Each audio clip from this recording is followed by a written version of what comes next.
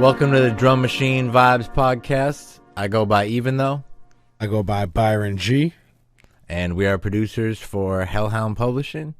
And this is episode 5, I believe. Yeah. Sounds about right. Yeah, we're going to be talking about sampling tonight. Now, some of our favorite producers, as we talked about, are people who majority sample. I don't know if either of us could pick out a beat from our favorite producer that has no samples. You know what I mean? Yeah, right. So that's become like a huge part of both of our inspirations. So I figured tonight we could talk about the who's, the what's, the when's, the where's, the why's, the how's. The how's, that's going to be a little technical, but so why don't we kick it off with the first W, the who. Who do you like to sample? You don't have to give too much away, but like I like jazz and I like soul music. I like the 60s and 70s probably the most. Okay. That's kind of like if I'm looking for inspiration or whatever, that's my go-to years. Right. What about you, man? Well, as far as like the who of it all goes, I would say I don't typically sample people that I've heard of nowadays. Like I just sort of like if I'm feeling inspired to sample something, I might just go on a rabbit hole type thing on YouTube with like suggested things. Maybe start with a name that I know or just like a general phrase. I used to sample like familiar shit. Like I think we talked about this in another episode, how it was like I almost felt like why sample it if the person doesn't know the sample, because then they don't know what you did with it. You know what I mean? Yeah. It was like, oh, I know, I heard that original before. It's faster now. I see what you did, right? Or whatever, you know. I see. Yeah, that's funny because in general, it's like, especially in hip hop, it's like the complete opposite. Yeah. Of like what many producers try to do. They try to take older stuff and more stuff that you hopefully won't notice. Right. And, I feel like that's kind of what's been the sample game ever since I could go back and remember. Yeah. And then there's the site Who Sampled. And that's pretty much I don't know if that works specifically with like the record labels and the production companies, or it's just somebody, a team of people with really good ears, you know what I mean? Like, yeah, I don't know. That's funny though that you say that, because it's like it's a kind of like the 5-0 of sampling, you know what I mean? But it also is very helpful. Yeah, it's awesome to have. It's a great tool to, kind of study. For those who don't know what whosampled.com is, it's a website that may or may not have a team of really well-trained ears listening for samples in songs and then showing you not only who and what they sampled, but where in the original source material the sample appears. So you say you're listening to like Big Pimpin', produced by Timbaland. It's got like some sample from like a Bollywood song in it or something. So you go to Who Sampled, you find out the name of it, and then it'll have like a little box, and then it'll say sample appears at 0:23 seconds. So you hit jump, and then you hear bwah, bwah, bwah, bwah, do do do do do. And I'm just like whoever thought of this? Yeah. This is a great site, but it is putting a lot of people on blast. Yeah, I don't know how it all works, but somebody's definitely good with it. I bet you they use some sort of software, because they got everybody's everything.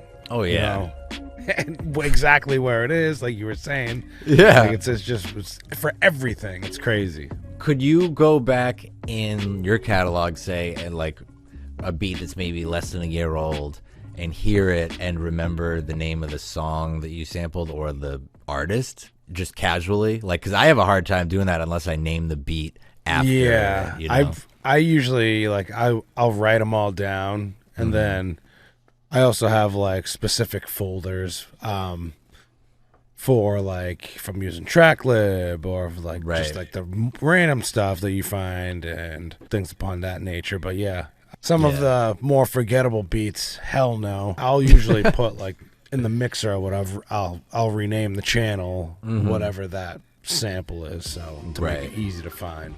The next W we could talk about who what. what sort of instruments do you gravitate towards as far as sampling goes? Is it stuff that like you don't have as many plugins to mimic, or stuff that just hits your ear right, or a little of both? I mean, it's usually all in the moment. Whatever is hitting my ear right at that particular moment. I'll like the first thing too, or like I'll listen to the full song, but sometimes it's like I'll kind of do it in order. Obviously, like throughout the song, like I'll take bits and pieces from the beginning or wherever the fuck it comes from. If there's multiple parts, right, in it, I think of it like as like an EQ spectrum when I'm listening to it. I'll either take like what's cool on the high end, or I'm taking what sounds good on the low end, I guess. Right. Yeah. And even if it is high end, I'm trying to filter out exactly like that exact instrument. I'm trying to EQ that into the picture as much as I know what you mean. Do you ever like duplicate the sample and then like pull like a frequency up in there, and that's the bass, and then the other one's the highs or whatever? Yeah, I'll do that a lot too. Yeah. But yeah, it's either I like what I hear on the low end or on the high end. You know, I'm taking either one. I remember a time where I was really like confused as to how people sampled when multiple instruments and drums were all happening simultaneously. I could register, like, this is, freshman, sophomore year, like 2006 or 5 or whatever, and I'm just like, I could get how, a string loop or whatever, you throw that into a beat and sample that, but like when there's bass and drums, that's like so much to work with, you know what I mean? It's baggage, Right. I mean, I basically ignore it until I'll chop what I want, and then like just kind of go with it. And if it doesn't, like if the bass line's not cool, then I'll just see you later. I'll EQ that out. Yeah. You know what I mean? I'll give everything in that particular sample a chance. They got things now where you could just literally click the button and the drums are gone, which is incredible. It's next level shit. Yeah. So I think like the progression for sampling, at least for me, was like start with something that's, if it has multiple instruments and whatnot, you can get a clean loop from it, and then use that instead of chopping the fuck out of it. And then over time, I could like make the sample do what I wanted instead of like the sample tells me what to do. Definitely, yeah. Those are the type of things that come with time, at least for me. That's crazy. How far everything's come, man. As far as times go, like eras, the you said like the 60s and 70s. That's your jam. That's usually my go-to. Yeah. Yeah, I feel that, man. But I'm not. I'll shit. If it sounds good, I'm gonna try and flip it somehow. Yeah. No matter what year it is, but typically, I'd say 60s and 70s, man. What's if you could put it into words, what are the like elements, or what's the essence of that era that speaks to you, or that you try to capture? I mean, at that time, I just feel like music in general was at its best. Yeah. So, as opposed to like the 30s, 40s, and even 50s, and with like big band stuff, like that was like the feeling back then. I feel like the 70s was just on like that smooth ass, like tempo's way slower. The artist is just like grooving with the beat. Some cool dudes in that era.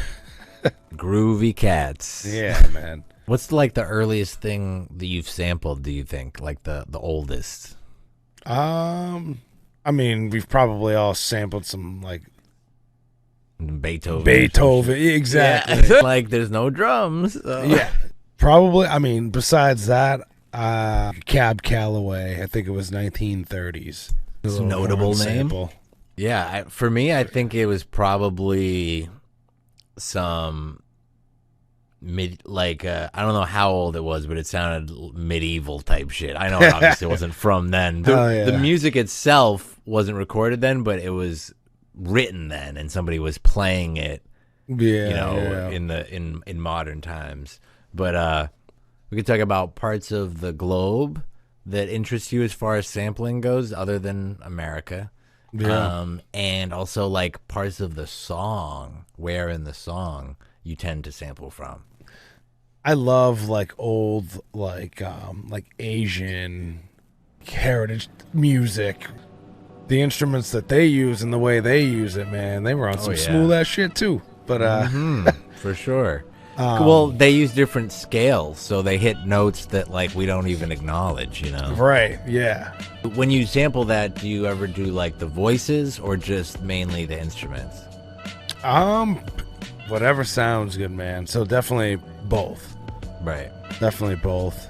I at least try and look up as well as like what the hell they're saying. So I'm not, you know, so it's not like some inappropriate shit. Right. Where in the song. I feel like the intros, there's always something you could pull from, but it's too easy. So there's always like a breakdown somewhere. Yeah. You know what I mean? That's usually like a decent loop that you could either loop or, you know, chop up and create your own. But right. I feel like there's always like that weird part of the song where it doesn't even sound like the original, like, at all. For me, I think the ends of the beats or the ends of the songs where they do long flourishes or stabs, like fading out and stuff like that. Yeah, like the Blue Oyster Cult, they have a few songs where it's just like choir, guitar, crash cymbal, bass, all just ringing out. Yeah. So it's just there for the taking. And I mean, giving away some sauce, but I have sampled that. And like the end of Nirvana's Teen Spirit, it's just bass, guitar, and his voice all waning out. Right, yeah. Yeah, I see what you're saying. So like you just take very that, end, you just take that last note and you put that on the one or wherever the fuck you want to put it. Yeah, that's cool, man. Definitely have like done that before, but not for like rock songs. They love milking like that shit, man. Yeah. Like they're like 7 or 8 minute songs. Like now when you say that, it's like I'm thinking back and it's like I can hear that, like that reverby kind of like on its way out, faded. Yeah. Yeah, there's nothing else going on. It's pretty clean. Right. And that's to the younger version of me, I'd be like, "Oh, that's not enough to sample." But then again, it's not first of all, it doesn't have to be the only sample that you use in a beat. Right. Second of all, I have made beats where it's just like a stab or a fade out and drums and 808 or whatever. But that actually reminded me, we were talking about foreign language samples because we're still on the Where, actually.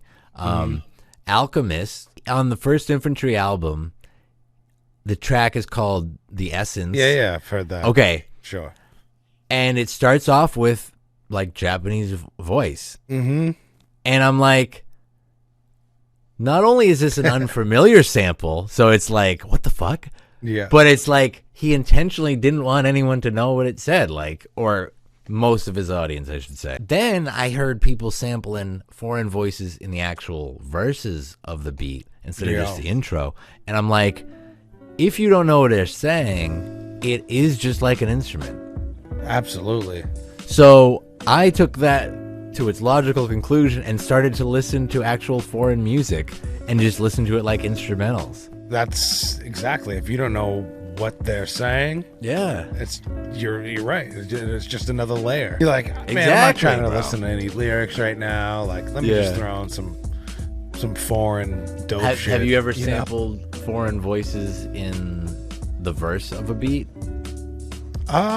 Yeah.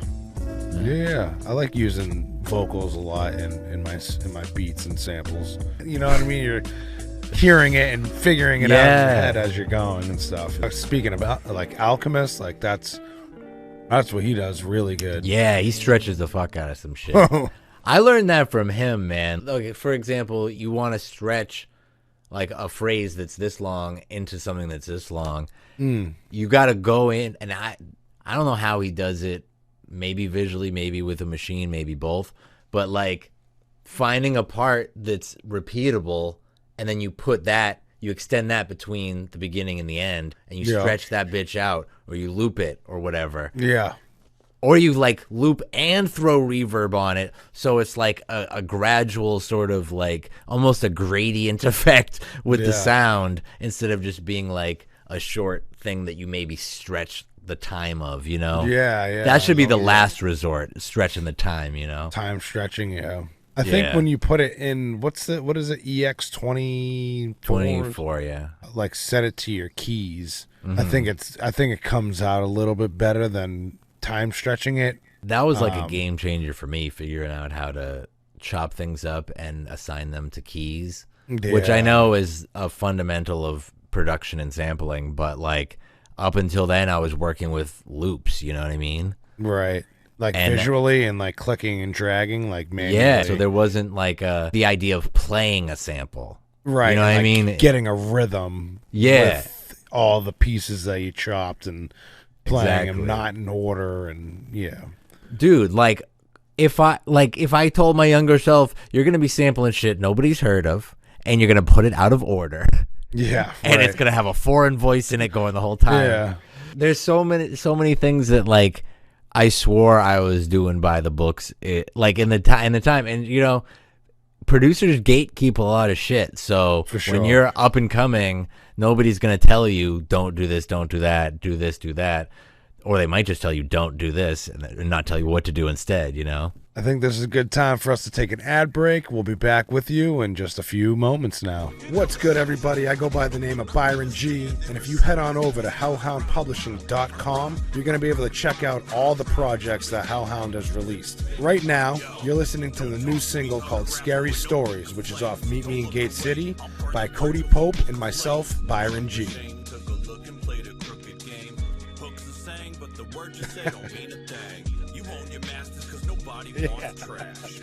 Now you're listening to Illest Motherfucker Alive from Deja Solo's debut project, A Kid Named Solo, produced by Byron G.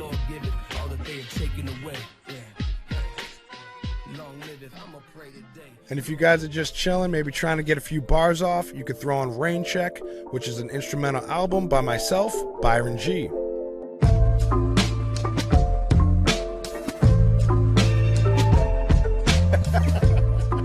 Now back to drum machine vibes.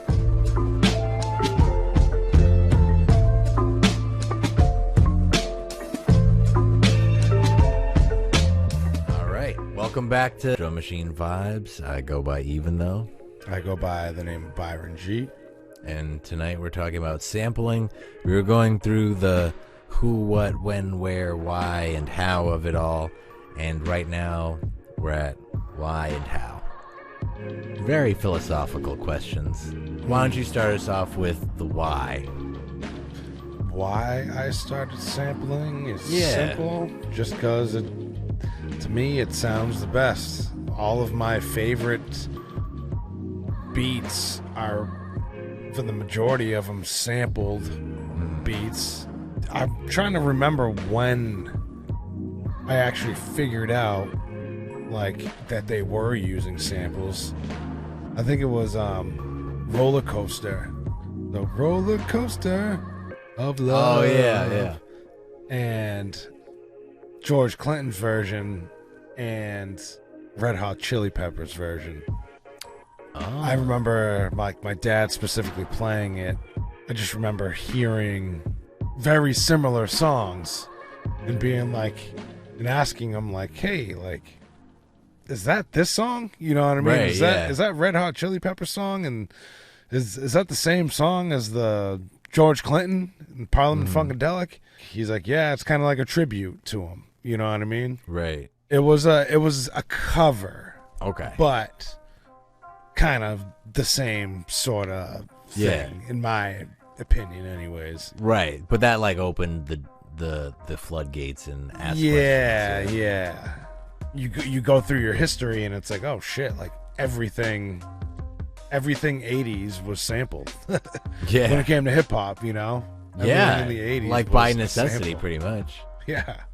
I think that's kind of how it all began and why I started sampling. Like I said, it just, there's nothing like taking, like, I hate to say the word taking, but you know what I mean? Like utilizing and or like, exactly. And just like everybody in your generation, like nobody's heard this before. You know what I mean? Right. I always like playing like the first like 2 bars or so of whatever I'm flipping. Yeah. First in the beat, and then to like make it go into the, like once it actually hits the song, you can tell like where it's chopped and stuff like that. Yeah. Very Dilla. Yeah, man. It's just something like that. Like especially like I didn't know how to play the piano when I was younger. I didn't own a bass or, you know, play the drums, so sampling was definitely the only option for me at that time. Yeah. You know? That's a great answer to why that I hadn't considered, and I think that we're just stumbling upon, which is like to compensate for any like lack in theoretical knowledge in music and or any ability to play like notes or read notes. I don't really play any instruments. I kind of go by ear and just fuck around. But the whole why of it comes in to play when you like talk about the legal aspect, because after like a certain point in the 2000s, people got really keen on like stealing intellectual property and shit. So sample crackdowns started happening way more, and it actually like forced people like Atmosphere to stop sampling because they grew to such notoriety that the sample that they were using were starting to like come knocking, you know? Yeah, for sure. So I would like to know that a beat won't get flagged, because one of the beats on Solstitial had a very obvious sample in it, and it got flagged on YouTube, but the artist was cool who I sampled was cool with it. Yeah, thankfully. Awesome. Woo! Dodged a bullet. Sampled the right shit in that instant. That's cool. Though. That's cool. Like that's how I feel like. I can't say it now. If someone sampled me, I'd be like, "Damn it," you know what I mean? But like to have that person be like, "Oh man, that's cool." Yeah. Like, and there was actually parts of my beat making career, if you will, where I was so paranoid about people like stealing a beat or sampling the shit that I wouldn't put like a solo instrument or a solo drum like section of it, because I'm like, don't give it all away. You're lucky there's not tags on this right now. Yeah. It's like so now I do that on purpose. I'm just like, if you had the wherewithal to sample it, it's not only flattering, but like I'd love to hear it. Yeah, you know? Exactly. Like, yeah, nowadays, if someone ever took anything that I ever made, even if it, you know, a beat or whatnot, like, go ahead, man. Yeah, knock yourself out. Right. And I think the way that IP and ownership goes with legal shit, if you had to, you could prove it's yours. But then even then, if you sampled some shit, then you're just one person removed from somebody else coming after. Yeah. You know? Right. Yeah. Where does it end? How can we say no when we do the same shit? Right. And I think we'll see in the next 10 to 15 years, if sampling doesn't become completely like legalized, like might as well just let it happen, because at a certain point it's going to be like you're sampling something that's been sampled by someone that's sampled something that sampled something. Yeah, so right. Who's getting the money from all these? Who's tracking all these people down? Who sampled ain't doing it, you know? Actually, let's figure this shit out. Like, not have it in the most complicated terms.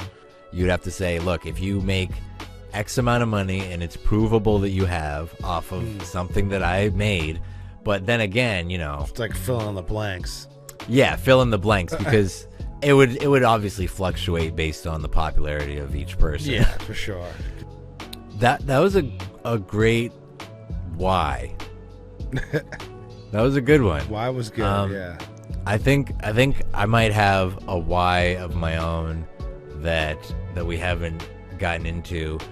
And it's the visual aspect of it for me. Like, the piano roll is sort of detached from the process. It's, you know, first of all, a piano roll, I pointed this out to one of my teachers in college when they were teaching us about the piano roll. I was like, is that like the roll of paper they would put in a piano that has the notes? They're like, yeah, maybe. I'm like, you're the teacher. Like, you should know. I'm freaking asking the question, yeah. Yeah, it's like that because that's how like a self-playing piano would work. You would put in this roll and it would have dots or missing dots, and the piano would play it based on that. Yeah. And that's what you have as a horizontal version crazy. in all these DAWs. So using that, ironically, is sort of really detached from the music making process. But when you see the file itself, you see the waves, and you can get in there. You know what I mean? You can be surgical. Yeah. Whereas with MIDI, you would have to export the whole shit to get that same effect. And even then, you would have to do it Balance on in place or something like that. Yeah. It definitely helped not only develop my engineering skills and producer skills, but also just like my understanding of sound in general. You can always tell where the kick drum's hitting, and it's always at the beginning of the bar or whatever. So yeah, you're right, man. It definitely you learn the shape of music. You know what I mean? Yeah. Which is something that only engineers really knew before then. Before sampling was big. Like, if you had the ability to see an audio wave, you were probably the only person who saw it. You know what I mean? Right. One of a few people. So that's just the thing that I wanted to add for the why. No, that was good, man. I never thought about it like that before. So why don't we get into the how? This is where we'll get a tiny bit technical for the last part of this segment. So why don't we go chronologically? Like, how did you start sampling? Like, you can talk about technique or gear or both. I started FL Studio and forget the name of Edison sampler. It was Is that a digital thing or a piece of hardware? Okay. Yeah, it's all, I'm looking at it and I'm not playing it, especially back then. But yeah, it was just basically a wave editor, in all honesty. I was either over chopping the shit out of everything, like chopping way too much, or not at all. It was just like grabbing loops and layering and stuff like that. And then after that, I think when I figured out by ear what I was doing, like counting bars basically is what it was. Yeah. And triggering the loop, whether it was one bar or two or four or whatever, like hitting that button to make it like laps. I think that's when and then when you're able to like count like 1, 2, 3, 4, 1, 2, and figure out where like the snare is gonna hit. I think that's when I started to really figure out like how to sample. Yeah, there's so many aspects to sampling, and I think we touched on a lot of good ones. Do you have any more hows that you want to talk about? Because I do not. Do you? Well, I just use Logic pretty much to sample, and like I mentioned, Audacity for the pitch, the reversal, the speed, and the tempo. Those are things that Logic can do, but not as good. Logic is annoying with that. It gets a little weird, when you reverse the clip, because it's freaking you can't just like reverse one clip. It reverses the entire audio file in the session. Oh my gosh.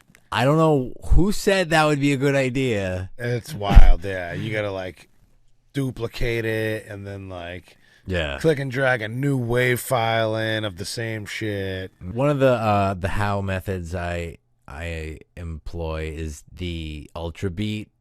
The final note at the top of the keyboard is a free range one that goes up like 3 to 5 octaves. So every note from like C0 all the way up to like B4 or whatever is occupied in one note is one instrument. And then C5 through B7 or whatever is all one instrument. So why don't we get into our second ad break of the night now that we've hit every letter not letter, but who, what, when, where, why, Yeah. how. And we'll get right back to segment 3 with a little game or something. Hey everybody, I go by Even Though. Just want to take a break from Drum Machine Vibes to let you know about the album that I produced that was released on Hellhound Publishing. It's called Solstitial. It is a typo. I know it's not a real word, but it's very cool, kind of lo-fi album. And this is one of the beats from it.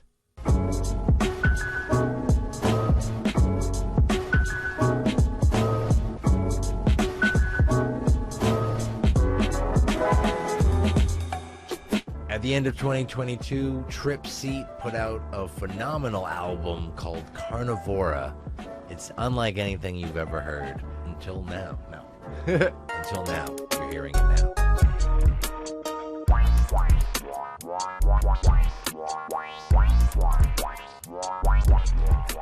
That boy crazy. Anyways. And now back to Drum Machine Vibes with myself, Even Though, and Byron G.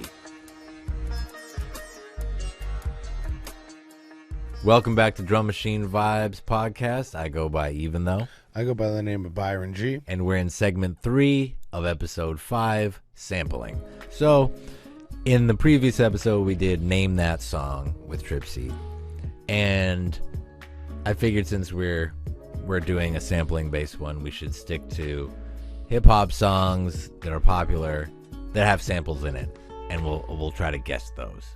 So, right. you wanna give clues first for yours? Yeah, sure. Okay.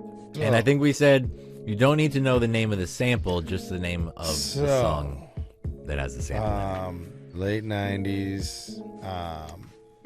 If you were to take a group of 100 people, they would probably give you this song as his biggest hit, I guess. Mm-hmm. So it's one dude, late 90s. So it's two guys. It's two guys. So yeah, it was 98 to be exact when this song came out. They're large men. The only fat rappers from then I could think of are Big Pun and Biggie.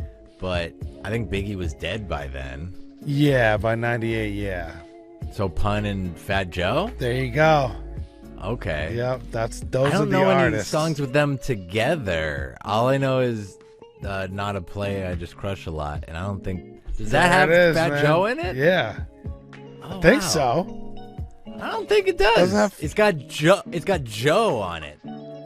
Singing the hook. No more. I think that's Joe and Big Pun. Right, well, that was it. So whatever. Okay. All right, now I'm giving you clues for a song. It's a solo artist. Okay. This was their sort of debut song. Okay. It came out in like the mid 2000s. Around like 2004 or 5.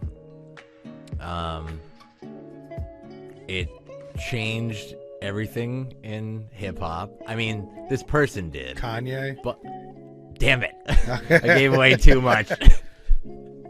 My ship is burning. 2005. Right. Uh-huh. Was Twisted Dark Fan. Was that time? That was after, right? No. When the hell did that come out? It was much Dark later. Twisted Fantasy was like 2010 or 11. Shit. Okay. So 2005. We're talking like, this is College Dropout then. Yeah. Okay. Oh, shit. Fucking Through the Wire? Ah, okay. Is that it? I made it too easy. All right. All right. Well, bonus if you can name the sample. Oh my gosh. I could like see it. I'm not gonna be able to name it though. Okay. I'm not gonna be able to name it. Who is it? Through the Fire. Yeah. By Shaka Khan. That's who. Okay. Shaka Khan. Shaka Kanye. Shaka. I was gonna like do either that or Slow Jams. Yeah. But yeah. I don't know the sample from that. Some Marvin Gaye, Luther Vandross. It's a jam, yeah, dude. Jamie Foxx pretty much just names off a bunch of people to sample. Right. All right, well, a stark contrast in time on this guessing game between this episode and the last, but we touched on a lot of stuff. We dug into our production past, our preferences and methods, and all that good stuff. Do you have anything you want to plug? April 15th at the Shaskeen in Manchester. Cody Pope and Byron G, Mr. Burns, and Bug Out, obviously, with and DJ Myth, the man, the myth, the legend, opening up for a non-fiction for the 20th anniversary tour at the Shaskeen, celebrating The Future Is Now. That album 20 years ago came out, and while I'm on the DJ Myth subject, Cody Pope and Byron G featuring DJ Myth, Scary Stories, just came in at #1 on the college radio charts for top 30. No way. So we're sitting at #1 right now, man, for the college radio. That's incredible, charts. bro. So shouts out to the team and everybody. Shout out to DJ Edition. To see it take off the way it is right now is incredible. So shout out to Edition again on that, and shout out to Feel the Evolutionists as well. Yeah, that's amazing, dude. I just wanted to plug my new Kinda Lo-Fi album called Equinoctial. It'll be available on the Hellhound Publishing website as a digital download and or a physical copy, which we'll be selling at shows. It's a little moody, a little darker, a little winter, cold times, because apparently we're still in them. Seriously. Tell them about the dope album cover, or the two album covers. So yeah, so the why don't I just get a copy? Yeah.